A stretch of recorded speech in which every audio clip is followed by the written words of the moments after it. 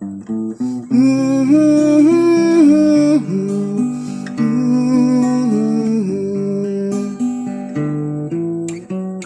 ako'y nag-iisa at may lungkot na nadarama, ang umaaliw sa akin ay pag-awit na may gitara.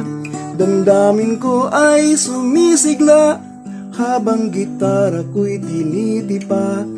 Kahit saglit, limot ko ang problema.